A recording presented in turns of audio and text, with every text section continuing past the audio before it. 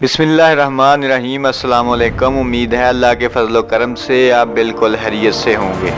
Video शुरू करने से पहले रिक्वेस्ट है कि अगर आप नए हैं और आपने चैनल सब्सक्राइब नहीं किया हुआ तो चैनल सब्सक्राइब ज़रूर कर लें। नाजरीन, इस वक्त माह शबानुल मुअज़्ज़म है और इसके बाद माह रमज़ानुल मुबारक है।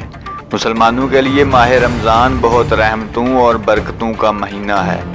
नबी अकरम हज़रत मोहम्मद मुस्तफ़ा सल्लल्लाहु अलैहि वसल्लम ने फरमाया कि शबान मेरा महीना है और रमज़ान अल्लाह का महीना। मुसलमान रमज़ान में रोज़े रखते हैं और फिर माह रमज़ानुल मुबारक के बाद ईद की खुशियाँ मनाते हैं, जिनका हर साल हर छोटे बड़े को इंतज़ार रहता है। इस वीडियो में हम बात करने जा रहे हैं कि इस बार पहला रोज़ा कब होगा, क्योंकि आपको इस बात का शिद्दत से इंतज़ार होगा।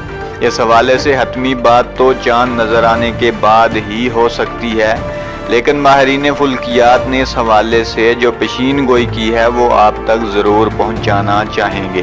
तो नाजरीन, माहिरीन के मुताबिक शाबान का महीना बेशतर मुल्कों में 15 मार्च 2021 को शुरू हुआ।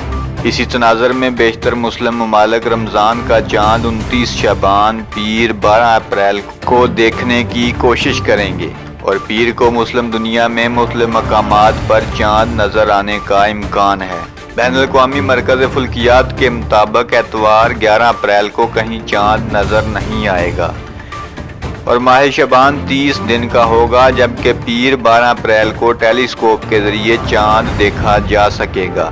जबकि बैनुल-अक़वामी फुल्कियाती मरकज़ ने पेशीन गोई की है कि दुनिया के बेशतर मुल्कों में पहला रोज़ा 13 अप्रैल को होने का इम्कान है। इसी हवाले से अगर पाकिस्तान की बात की जाए, यहाँ मुफ्ती मुनीबुर रहमान को चेयरमैन रोयत हलाल के ओहदे से हटाया जा चुका है, जबकि वफाकी वज़ीर science and technology Fawad Chaudhry का कहना है कि चाँद और इस्लामी तारीख का तयन साइंसी कैलेंडर से होना चाहिए।